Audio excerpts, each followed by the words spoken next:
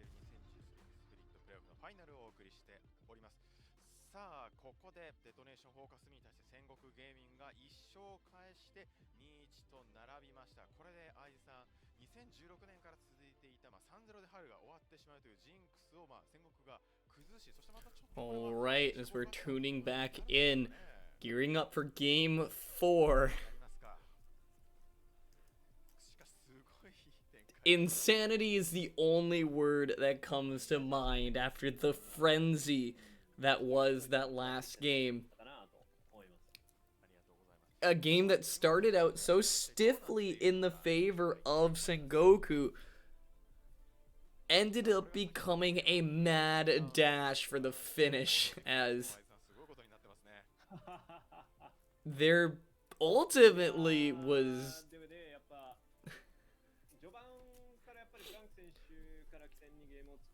If you looked at the early part of this game, and then we told you that Sengoku won, and you just didn't watch past maybe the 25-minute mark, you would be like, yes, I understand how they won. They have all the kills here. It's 0 to, what was it, 0 to 9 at one point? If you cut the tapes there, you could definitely try to convince people that it was a clean win by Sengoku, and there was nothing, and that, you know, oh yeah, they played it very cleanly. However, if you had shown anyone, if you had taken the nameplates off, and you had just shown anyone the last 5 to 8 minutes of that game,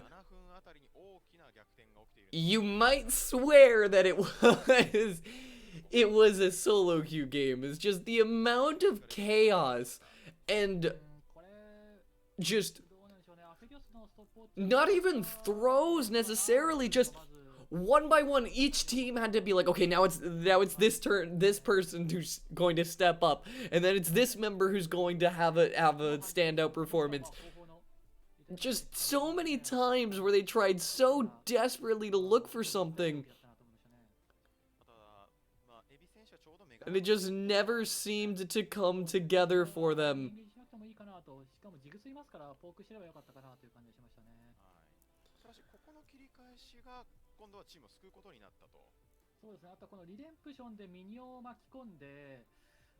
It was hard to believe that DFM could just not finish out the game at any point.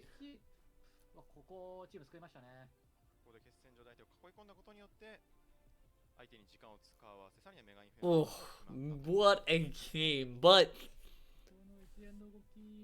Sengoku has been gifted a second chance. Fate has not deemed their end in that Game 3. What it has in store for Game 4 remains to be seen. Sengoku has an opportunity to bring this all the way back after an insane turnabout. Is it enough? Is this going to be the opportunity that Sengoku needs? Or is Detonation FocusMe going to tighten things up, not allow that early game to go as stiffly in favor of Sengoku as it had?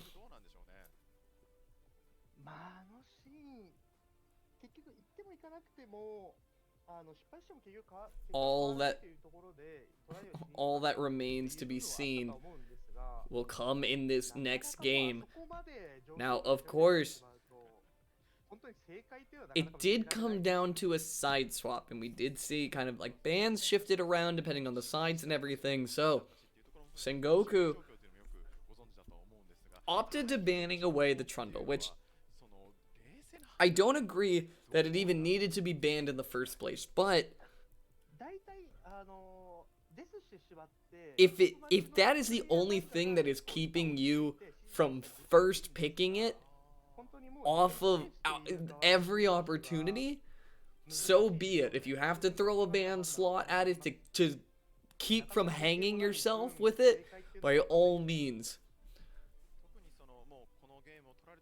It is a little bit hard to talk about the drafts as if they were as important in a game that was that close.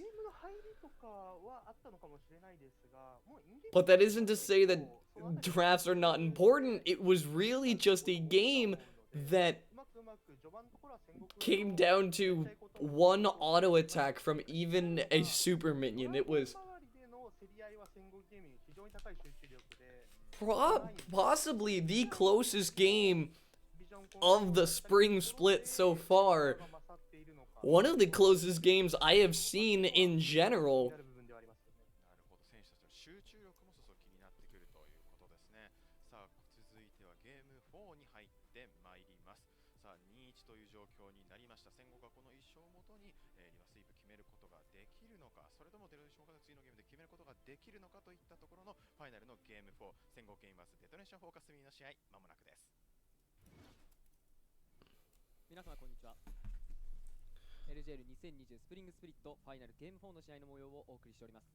改めまして実況のイエガーです。解説はリクルートさんです。よろしくお願いします。よろしくお願いします。いや本当に、あと一歩というところまで追い詰められましたけれども、戦後ゲーミングが取り返してのゲーム4ということですが、リクルートさんいかがですか？いやギリギリの戦いでしたね、本当に。いやー、なんといってもその最後のネクサスの駆け引きというところで握る展開ではあったんですけど、as we move forward into the pick and ban here for this next game, Sengoku, hopefully, in the wake of removing a couple of the pieces that were crucial to not only DFM success, but blocking out their own success, Sengoku will hopefully make the necessary adjustments to keep themselves in contention in this game. DFM are just content to run the same few bans back, and there it is. Sengoku finally opt into banning away the Aphelios. It may have taken a number of times, but they will ban away the Aphelios in finality. Trundle as well, which, like I said, if that's the only thing keeping you from first picking Trundle on the R1 or in the B1 pickup there, by all means, it's worth the ban slot, as DFM will have their last ban opportunity here. Possibly could be looking to ban away the LeBlanc. A fair ban has been taken away. We had seen a lot of outstanding performances, like I mentioned earlier, is the LeBlanc has had a number of outstanding performances under Pyrion's pilot. Sengoku going to lock in the Misfortune right away, showing a bit of priority to just giving Torimayashi the pick that he's comfortable on, keeping him on the same AD, giving him that consistency is definitely a route worth investigating.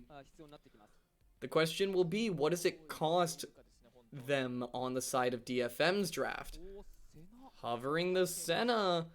We have not seen a fasting Senna hit the rift in these recent playoffs. It looks like they will be locking that one in. The question is, do they draft the other piece here, or do they look towards grabbing something else? The Ornn is a great option to look at for that, and they will pick up the Ornn for themselves in the top lane. Now, Sengoku has a couple options available to them.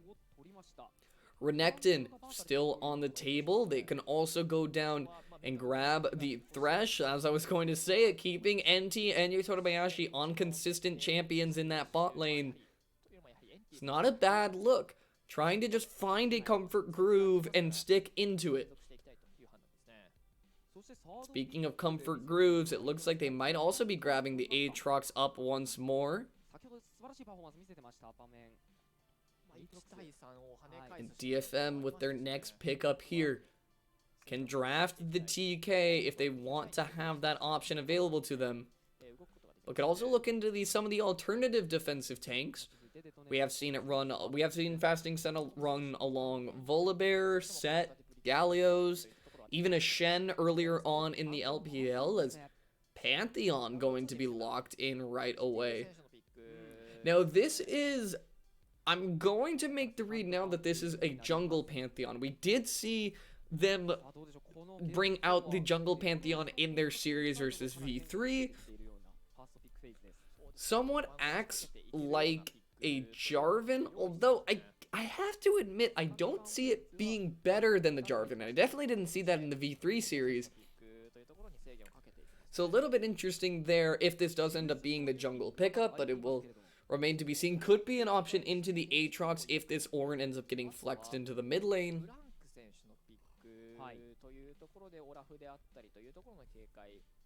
Victor, though, banned away from the side of DFM. Sengoku banning away Maokai, taking away some defensive tank options for this Senna.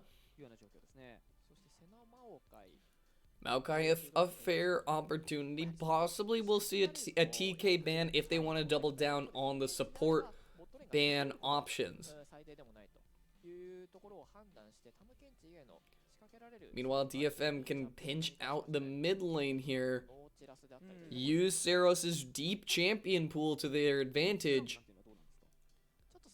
And now DFM, if they want to pick up Azir, they need to do it on this R4 so that Sengoku will not just draft it up to run back the comp, give Pyrion back the Azir that he did have a decent amount of success on. Although maybe for Sengoku, it is worth looking into banning it, as their last ban will come in on the Nautilus. So DFM, with their next decision on board, they can also pick the support if they want to hold off on the counter pick. Syndra is still available. Decent matchup into Azir. So they can kind of withhold that, as it looks like the TK will be their lock-in of choice. Seros holding towards that last pick for now. Sengoku will have to lock in their jungler here as well as their mid laner. Jarvan still available if they want to send it on the Jarvan pickup. But Syndra is also available, is a fair blind, and does offer a lot of single target damage, although Azir, like I said, Sengoku sticking to what they know, as and for better or for worse, as they lock in the Azir for Pyrion in the mid lane.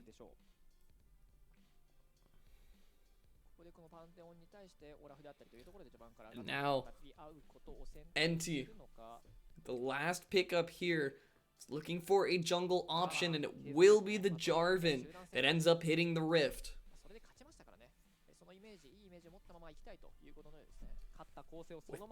With DFM, you have your last opportunity to counterpick off of this mid lane. And I have to say, I think DFM are in a bit of an odd position. Ziggs would be a great pickup for having sort of poke-oriented and having a little bit of sustain options coming out from the Senna. The thing I begin to worry about is DFM are typically the ones in the position to look for a scaling comp. They are usually the wait back and see and try and scale. In the current situation, the carries on the side of Sengoku scale much better than DFM. Although Senna, of course, is that infinitely scaling champion, tearing through the front lines of Evi and Steel, and even an accelerated Tom Kench is not going to be very difficult for the likes of an Azir and late game Misfortune once they get towards that 3-4 item mark.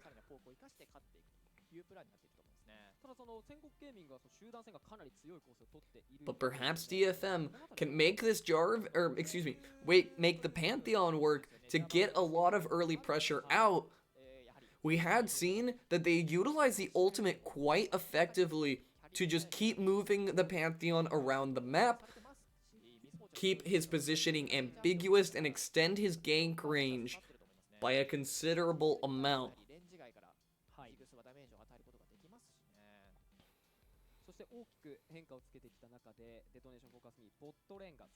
For those of you tuning in here, I do appreciate you stopping by, and just always want to extend my thanks, because like I say, it means more to me than I can ever truly express. So words can never express, but they're all I've got, to quote an old favorite video game of mine for anyone who did happen to play Bastion. But do appreciate you guys stopping by. Feel free to drop a follow if you guys are enjoying the content. I'm doing my best to preserve what's left of my voice and my sanity after that last game. But we'll see going forward here. Does Detonation Focus Me have what it takes to close out this game? And if I'm being honest, I'm a little bit worried about their chances in this game, as not only did you come off of a crushing defeat when it was so close, it was right in front of you.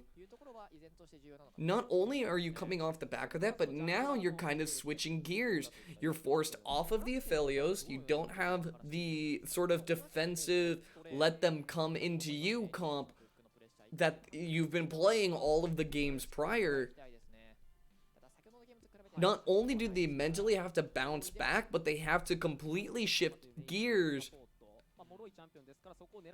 While Sengoku are playing the carries that they're comfortable on, they're running it back with the MF Azir as your carries, Opperman keeping to his, or Opperman and Nenti keeping to their Aatrox and Thresh respectively. As it stands right now, really only Blank is the one who has been having to switch around his champion pools, but he is one of the more experienced players, so is comfortable kind of switching around mid-rock, or switching around his champion pool.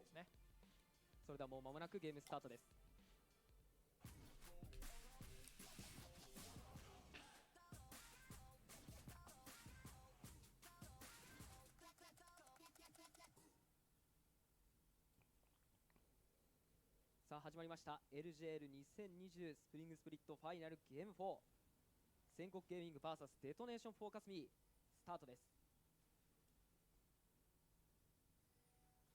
さあこの試合もまずはこのレベル Alright, as we get things started up here, この試合も目立った動きはないですか?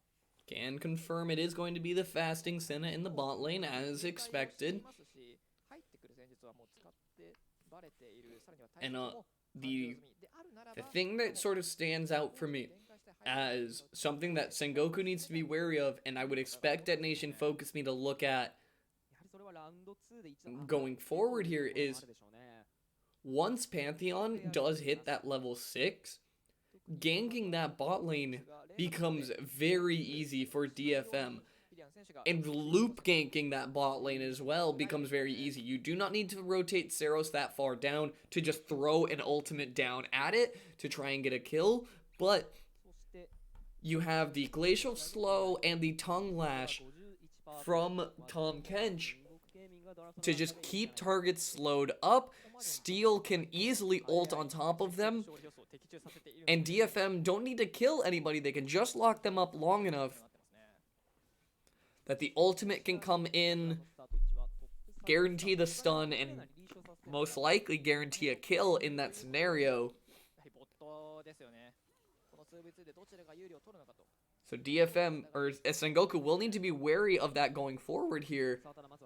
NT's going to find a good flay onto Udapon and a healthy amount of damage. PTA helping on that account very well.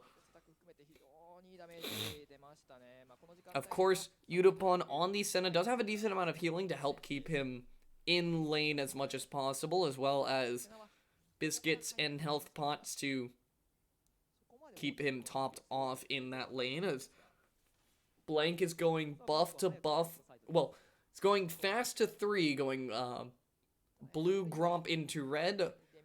Possibly can immediately look for an early play onto this bot lane once the wave bounces back, as Steel, it looks like, is going for a full clear off of the red side, and looking at this mid lane opportunity.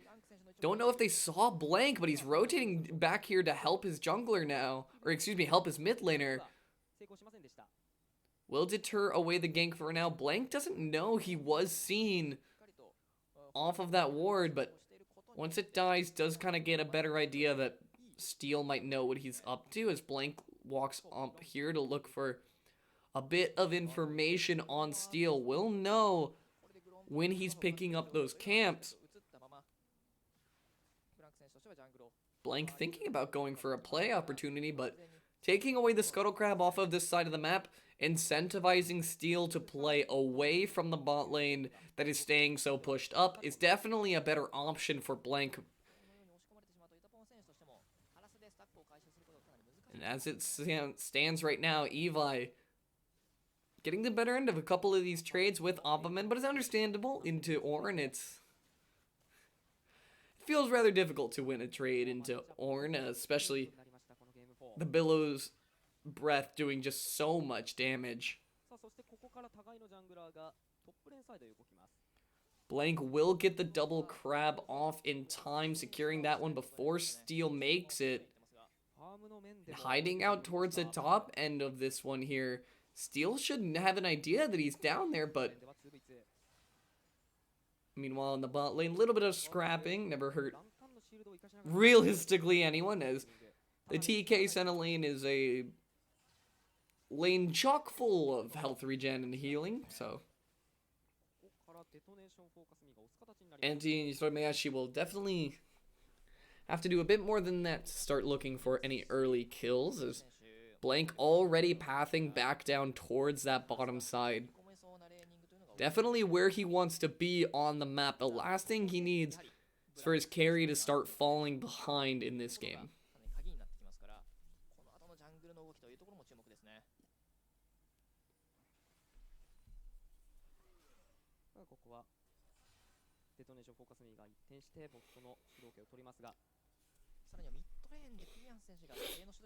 As Cloud Drake spawns up here, Steel and Blank already making their way towards the bottom side. They want to be ready for this early Cloud Drake.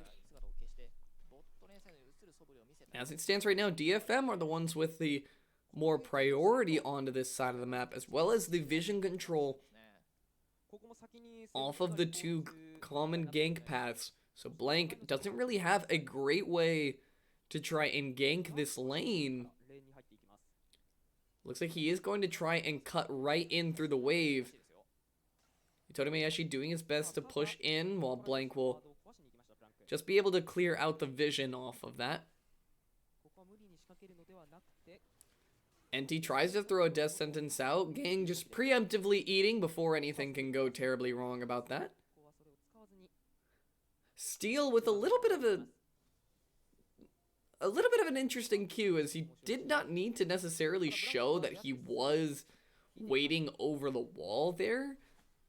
Could have let Blank kind of wander in a little bit deeper, but a death sentence after the W snare onto Utapon will force the eat once more. Steel is here now. It's going to be a bit of a 3v3 stun onto Blank. It will be the target for now, as he has EQ to try and get to safety.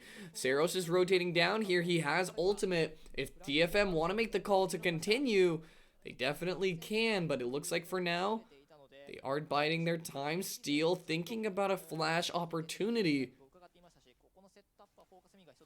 but also thinking about duking it out for this crab.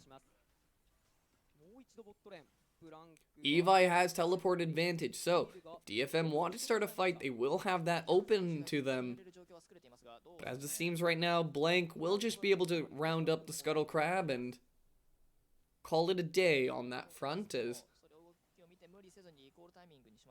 a lot to do about nothing, but understandably so, as neither team can really take a hard engage without losing their jungler. They are not going to burn anyone down that fast, so well, the Scuttle Crab goes the way of Sengoku. DFM are the ones who are going to start up this dragon right away. About 1k HP on that one. Does not look like Blank will be here in time. And Cloud Drake taken immediately by DFM. Remains to be seen what our sole opportunities are, but with Cloud taken off this table, one of the more high impact souls being available would definitely hold exciting things for this game. We did see Mountain Soul in the last game draw quite a bit of hullabaloo. So maybe you can only imagine what you would expect to see as an Infernal or an Ocean were to hit the Rift, but all in due time. As for now, the farm fest will sort of continue for now. Of course, Sengoku does have a bit of a gold lead overall, but that kind of comes from it's always going to be harder for the melee Tahm Kench to match up to the enemy AD in gold. But the real value comes from the stacks that Senna is getting, so not exactly represented in the gold graph like that. But on the upper end of things, Opperman does have a nice CS lead into Evi, who bought an Executioner's Culling, which I have to say is among the more Chad ways to go about getting your heal cut on a hyper tank like Ornn, but that is going to be the Skyfall coming in. Routed are the members of Sengoku. They will be forced to back out towards the bottom side here. Bullet time making Seros very low HP as Gang tries to finish off the jungler here. Blank will go down. No smite available, but no smite needed as DFM find first blood and first herald.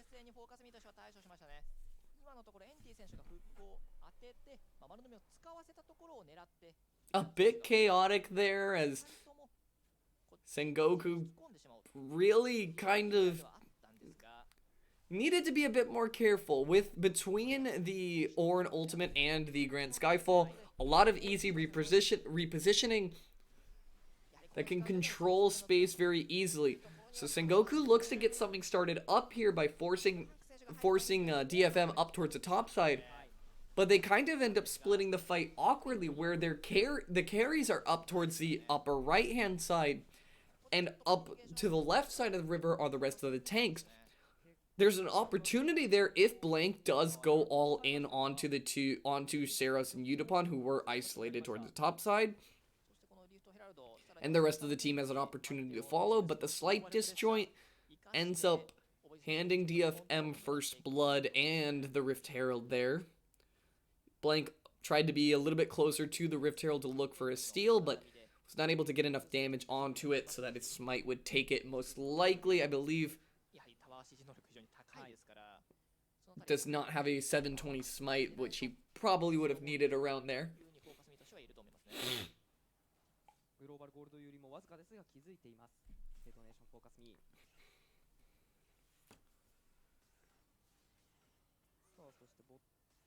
As we sort of return to neutral state once again, Mountain Drake is going to be on the docket, which means Ocean or Infernal Soul is on the menu for this game, as Evi's going to get yanked back in for a little bit of an extended trade. Executioner's Culling doing a lot to cut the healing away from Opperman, as now Sengoku looking for an opportunity onto Udapon and Gang. Very close. Blank could just use Cataclysm to keep them locked in. The second he comes out of there, that's exactly what he'll do. EQ goes in, but NT's Ignite will burn down Senna. Now, Gang and Steel are just caught out. A great shuffle to keep him locked in. Seros ultimate almost finds 3 there, but they will be able to live out on that one. Yutomeyashi burning his heal to make sure his team will survive that one. And well done from the side of Sengoku. A clean gank that ends up turning into a bit more with a great roam from Period. No teleport even used. He read the play. I like the full map movement in that regard. Period is very active towards that side of the map. It's now Call of the Forge God going in onto Opperman. Knockup is here, stun alongside it. There's not a whole lot of options for Opperman to run to, as Steel's going to pick up that kill.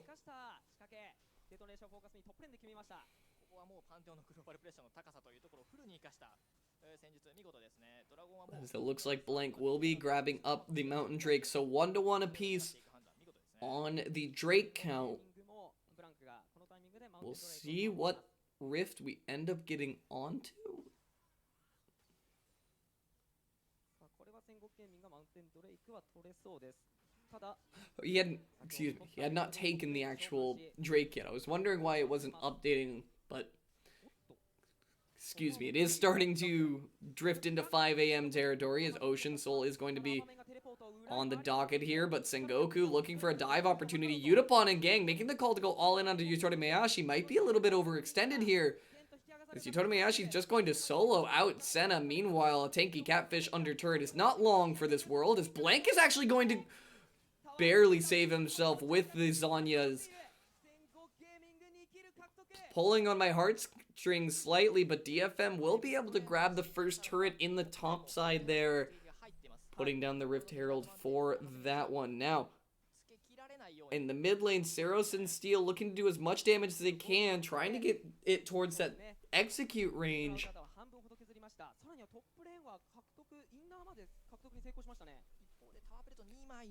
As Saros and Evi will pick up a huge chunk of gold from that.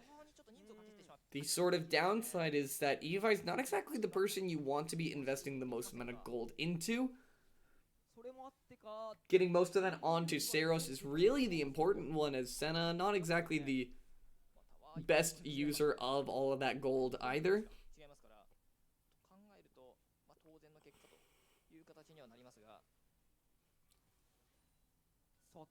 For now though, Blank looking at another opportunity on this bot lane.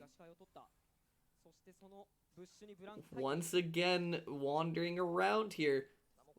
DFM might be onto him this time though, as they back completely away from the wave there, trying to find a way around for the ward. They are going to be able to clear out the pink ward, which does help a bit.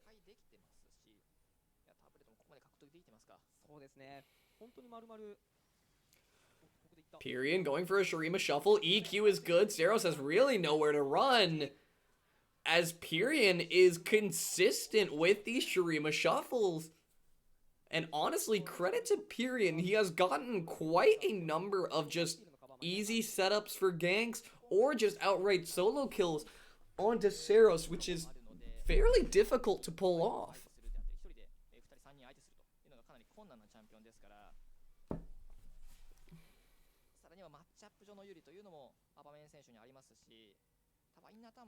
Now Steel does have Skyfall, so can look for opportunities to kind of push around the entire map, but for now Sengoku grabbing themselves up a Rift Herald of their own can use that to look to start breaking into that turret count.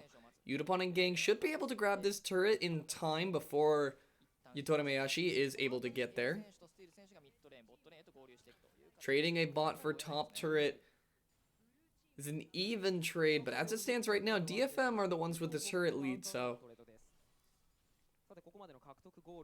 remains to be seen. Of course, gold still in the favor of Sengoku Gaming due to the score count hitting that 6-2 mark, and looking at the gold on Pyrian specifically, it's like I said, where Evi, of course, being fed on a tank is always fun. It is very, becoming that team fight monster, that big wall for your carries to stand behind is always beneficial, and you'll have some extra healing to do so with the Senna. But Azir is not a champion you want to see ahead if you are a tank that he can sit there and just whack away at.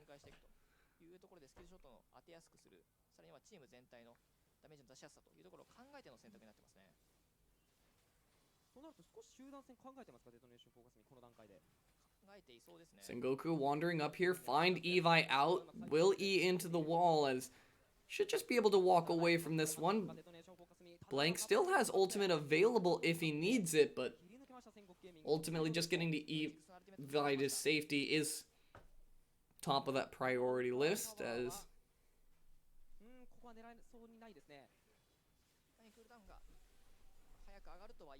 the mid lane dance will sort of occur for some time until the Ocean Drake is able to spawn up. And getting towards advantage towards Ocean Soul is going to be very important for this game. Both the extra healing to help Yutapon just keep his team virtually at max HP the entire time, of course, is going to be very beneficial, but for the likes of Pyrian and Yutori Miyashi, as well as Aatrox, very good Ocean Soul users, to allow them to stick in fights longer. But Gang going to try and walk forward here. Evi with the knock-up onto Opperman is not going to burn him down enough. Blank also retreating off towards the top end here. Looks like no kills coming through for now, but Yutori Miyashi, knowing that they're low, is trying to see if he can figure out something here. But it's just a little, doesn't have quite enough items just yet. Steel starting up the Drake, trying to see if he can get away with it in time. The rest of his team are rotating now, so Blank shouldn't be able to get there for a steal. But putting themselves one step closer to that sole objective, and possibly an out for this game.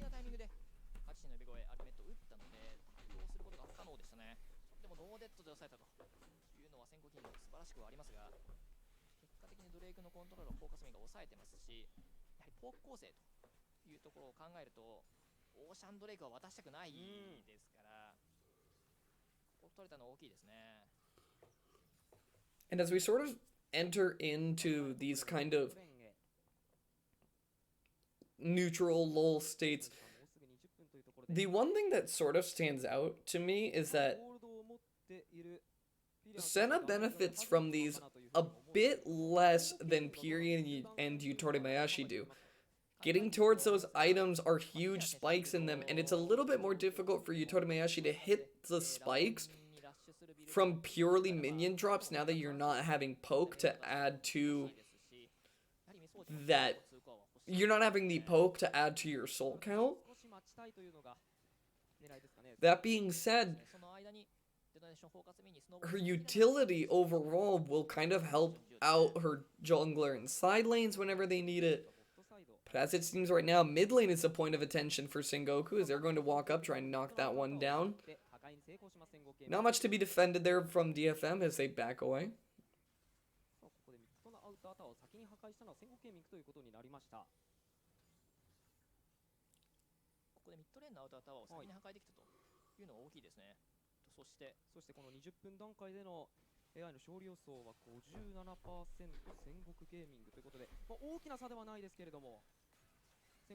As we're seeing everything play out, the unfortunate part for Yutori Miyashi is that punching through this catfish is just going to take a while until you start getting some more items under your belt. Which is why Sengoku can really enjoy the lull state just to keep farming up these items, getting them banged out and ready to go before this next Ocean Drake spawn.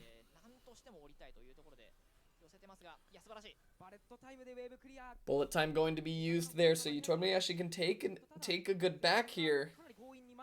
Opts to stay, a death sentence landed, but not going to be enough to stop the turret from going down. Blank might be found out here, but the rest of DFM are looking for an engage. Pulled back in is Pyrian as he tries to go for a shuffle opportunity. A little bit interesting. Pyrian kind of losing his mind a bit there, and possibly a bit of an execution error. Did kind of ult the wrong way. But with that happening, DFM now have the pressure in this scenario and can try and siege down the turret. Looks like they'll back away for now. Want to possibly spin off a bit of their gold before they go for anything too crazy.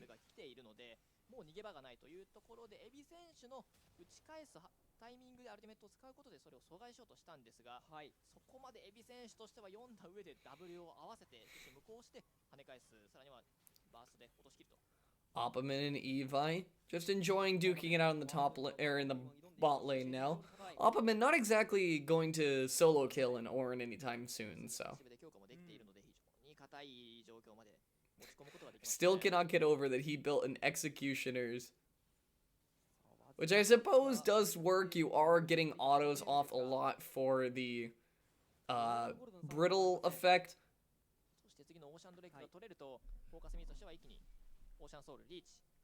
But either way, Sengoku looking to just plant some vision around this Ocean Drake 1 minute from spawning, so need to be vigilant, that is for sure. まずはボットサイド視界のコントロールを戦国ゲーミングが行う形。さあそしてコントロールワードを生かしたプレイトを狙いますか。 And this game is staying relatively close for the most part. Not exactly walking the razor's iron, the razor wire, but it's definitely keeping it interesting, to be sure. Slight gold lead to Sengoku Gaming just from the number of kills, but as it stands right now, they have control of the area. Sengoku does not need to be walking this far up. They can play a bit more towards the Drake and push up when it spawns, but remains to be seen. Sengoku going to start it up immediately, putting it down to about 3/4 HP. Opperman doing his best to zone. NT is here to try and see if he can flay anyone off. They will grab up the dragon. Will DFM continue to look for a play? No. And understandably so, just accept that the objective was lost, back off, and go ahead and take a reset on that one.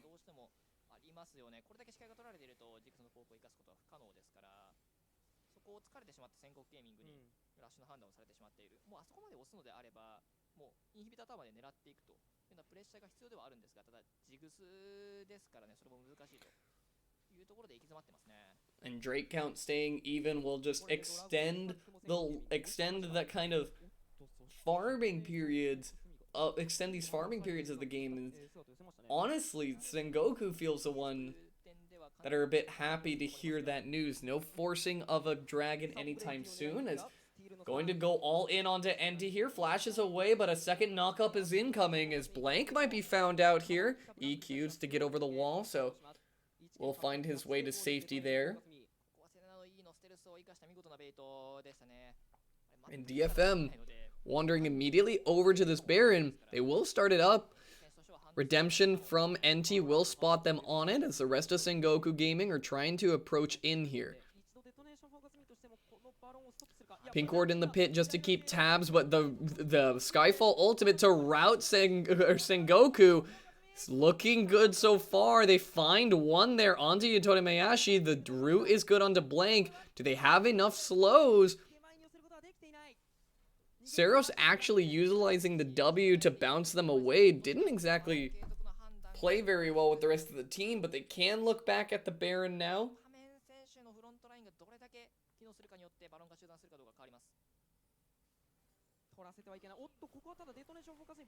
As now it's Tom Kench's turn to look for a routing play as DFM just...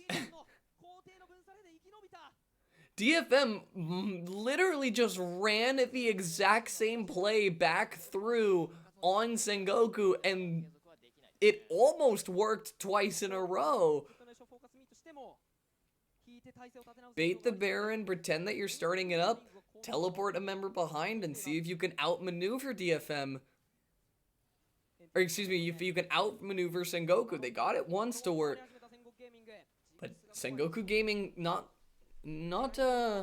ones to fall for a trick like that, as they are onto the Baron here. A huge Saros ultimate will peel them away for now. Knockup comes in from Evi, but is not enough to stop Blank, as now he goes very, very low. Ultimate already burned. NT's going to be the one who falls for their sins. DFM are going to try to look for something at the end of this. No ultimates available to try and catch, but Call the Forge God is coming off cooldown now. They have the opportunity, and they're backed into this corridor. Evi's calling it in, sending it back, but no knockups found. DFM are forced to leave on that account.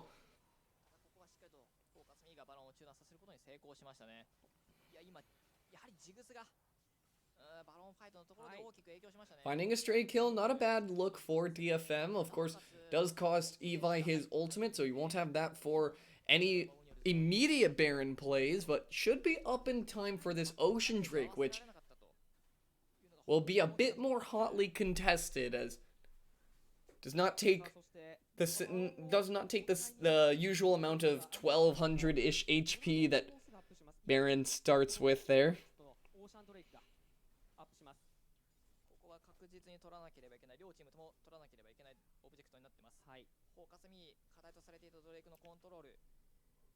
改善できているかどうか注目ですね。先行ゲーミングはもういつも通り1分前からしっかりと、準備を行える状況を作り出せてますね。さあオーシャンドレイクアップまで1分を切りました。どちらが獲得しても And as we just once again sort of return to the lull state, a little bit longer left to go on it. Sengoku doing a good job of just trying to see what they can scour away in the meantime. Here a bit more than early for this Ocean Drake, as they really want to make sure that they're in control of the area around it. Still 30 seconds left for its spawn. Although, with the way the fights have been going, positioning is sort of in question for Sengoku. Not that they're playing poor positioning, but DFM have used the Pantheon and the TK Ultimate for great flank plays, and it looks like another one's coming out here, playing towards the top side now. DFM is going to try and zone Opperman off towards the top side. They have to be careful. They cannot let him re-engage here onto Zeros and Udapon. But it looks like he'll find his way around to the bottom side to get reconvene with his team. Zig's happy to just throw a few Qs into the lines of Sengoku. Nothing lost, but nothing gained, as this dragon dance will occur for a little bit longer. Waves pushing against DFM in the bot lane, but definitely pushing against them in the top lane, as DFM now have the inside track to the dragon here. They are going to start it up. Opperman is off on the flank, but it doesn't look like DFM are capable of finishing. They auto it again to keep it aggroed. Starting to become a little bit of a concern as now Paz pulled in, or excuse me, Evi pulled in there. Steel going on to Opperman. The turn is here from DFM. Will they be able to knock down Opperman in time? As while they're low, the bullet time is still ringing very true. Opperman going low. The empowered auto gives him just enough healing to splash away from that one. Once Gang has no shield, he'll be very soon to go down after that one. No!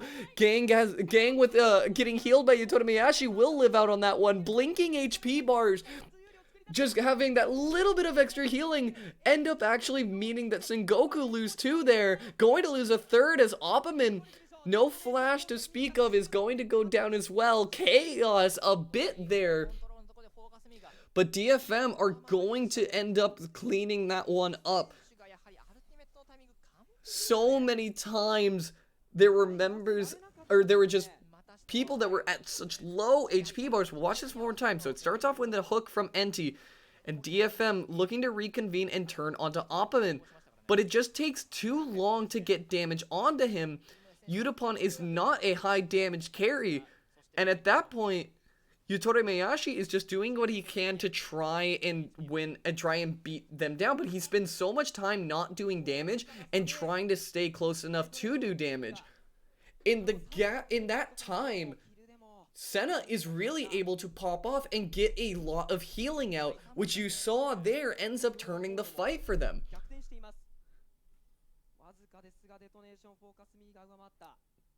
When it comes down to slivers of HP, having an AD that can also heal, turns out it's pretty good for the side of DFM, as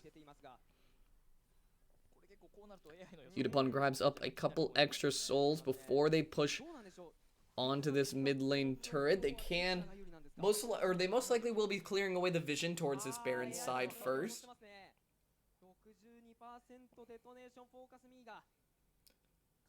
Sengoku will need to find an opportunity to take a hard engage if they want to make it out of this series. DFM getting a couple items under Senna's belt, as well as a Rabadon's completed and upgraded for Seros. Helps out their damage stats a little bit there. They'll start up the Baron here. Burning it down. Not exactly the fastest Baron take, but a healthy Baron take is most important, as Blank is going to try and wander in here, clearing away the pink ward for relatively free. But the ultimate comes in. He's going to go straight onto DetonatioN. Has E to buy himself some time and will do just that. Now the bullet time comes through. A good eat from Gang just to keep his jungler alive. Ultimate for ultimate, as now Evi's a little bit deep up here, but It's a little bit too tanky to try and be knocked down as easily. And as it stands right now, DFM just does not have the damage for a fast enough Baron take to really be a threat on it. Most likely will just be... Doesn't need to be a whole lot. That they don't need a whole lot of damage. Of course, the healing is, you know, the purpose of the Senna, but that doesn't mean that their objective takes will be that successful, lacking that serious amount of damage, and also having a pokey mage of the Ziggs in the mid lane instead of things like either a Cassiopeia or things of that nature.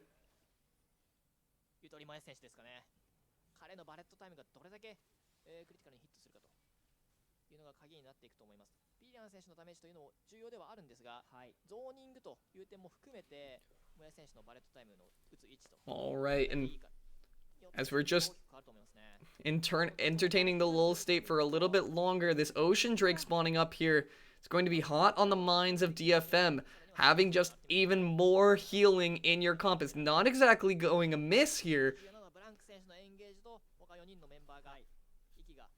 But taking an engage with that Pantheon ultimate, they need to be careful when they hit that send button, because there is no going back for a Pantheon after he's R'd. DFM are taking the inside track to mid, but they're going to back away for now, realizing Sengoku's on the Baron. The Grand Skyfall comes in. He will be on the opposite end of this fight, so we'll be able to use his E immediately. Sengoku are going to secure the Baron, and they're going to get out a couple members. It looks like Opperman will be the only one to fall, but a great idea from Udapon. Flashes forward to make sure that Blank cannot escape. Udapon will be able to secure 3 in total for the side of DFM. Means Baron is only left on support and mid lane as Blank is just trying to find a way out here. The move speed bonus from Udapon should be enough. So it looks like DFM are really just toying with him, seeing if they can delay death timers as much as possible. Waiting for that Ocean Drake. It is actually kind of a great play from DFM. Blank was running away from the turret, did not recognize the situation, and DFM actually making the call there to delay him means no smite, and DFM can start up this Ocean Drake immediately. They may have just made a play that gives them a free soul. Now the teleport coming in will be Pyrion, or excuse me, that will be Evi. Pyrion has teleport available, but already here and ready to party. Opperman doing his best to clear out the waves. Sengoku will need a miracle steal here.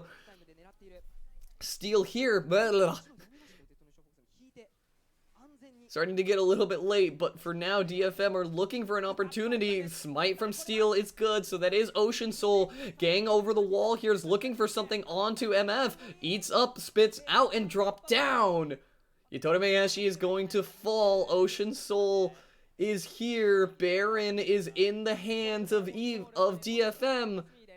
Is in the hands of Sengoku Gaming, but what does it really mean at this point? When DFM are holding the soul, they're holding the men advantage, and are now just able to march down into this mid lane. Evi just walking forward, does not really care who he is in the face of. Knows he has more than enough heals backing him. As Blank looking for an opportunity here, knows that Steel is on the side lanes trying to split and bring the waves up to them. DFM going to rotate over now in preparation, clearing out a little bit of the vision on the way. Keeping tabs on this enemy, on this red jungle, will definitely help their sort of split composition, but also just give them room to work on this bot lane turret. As the wave is cleared, Saros will be able to use a W to knock out that turret, and it looks like that will be all DFM need. As they choose to back off, spend the gold they have, and get ready for the next fight. No objectives coming up anytime soon means that DFM can continue to siege if they want to, but is not nearly necessary. They can kind of wait for the next Elder or for a Baron opportunity and see if they can bait Sengoku into anything desperate. As well as no flashes up all the way across DFM. Not a bad idea to wait for a few of those. Of course, not exactly a different story from Sengoku in this one, but if you are in the position that DFM is in, you might as well take the little bit of extra time to set up the last few notches, getting everything checked, double checked, and ready for a possibly game-ending fight on either side. As we're cresting into the 40-minute mark, death timers are starting to be too long. A good team fight in either way can spell curtains for this game. DFM are in the commanding position now, slight gold lead, as well as Ocean Soul under their belt. Sengoku Gaming trying to set up Bush of Death a little bit here, but not going to be able to lock anyone up as Evi clearing just the wave for now.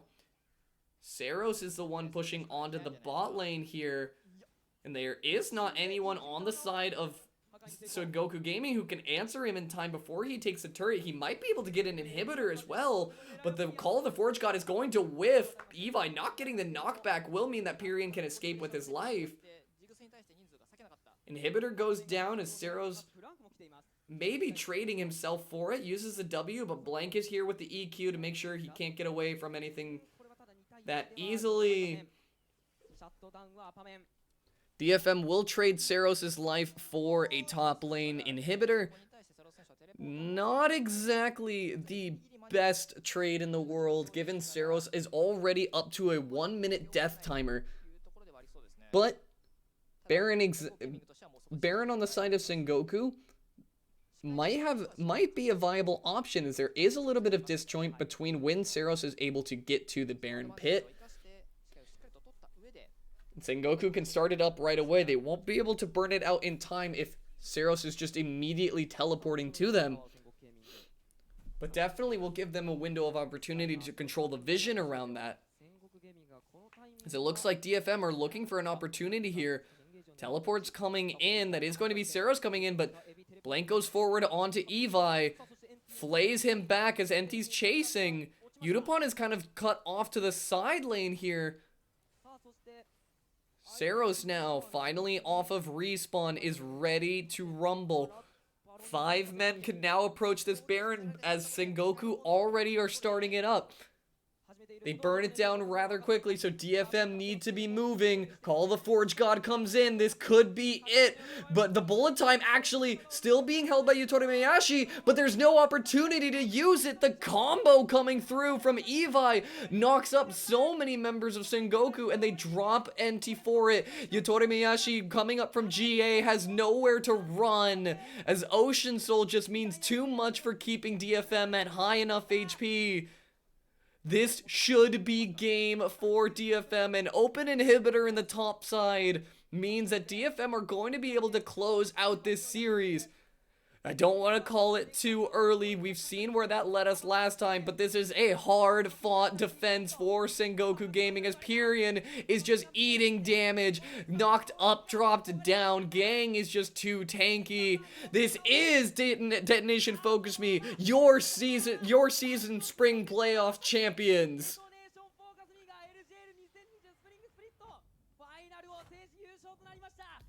Detonation Focus Me taking this one 3-1 in honestly a series that they looked to be rather dominant in, showing why they are the defending champions. They will take the spring split title home.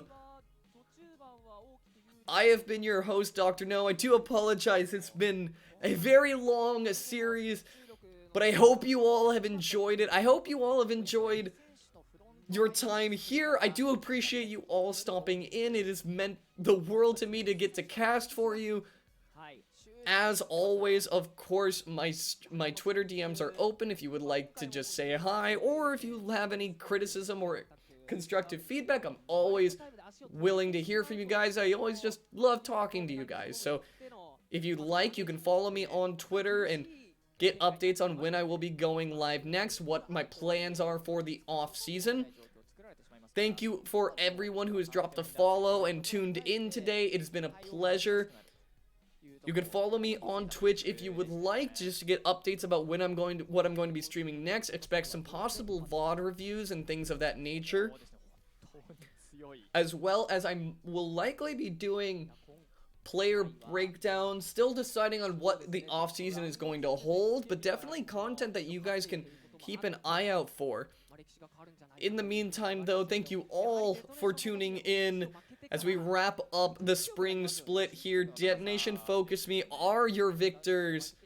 They will take the spring split home, and GG's all around to Sengoku Gaming. A hard-fought series, but not able to clutch it out in the end. Thank you all very much for tuning in, and I am Dr. No, signing off.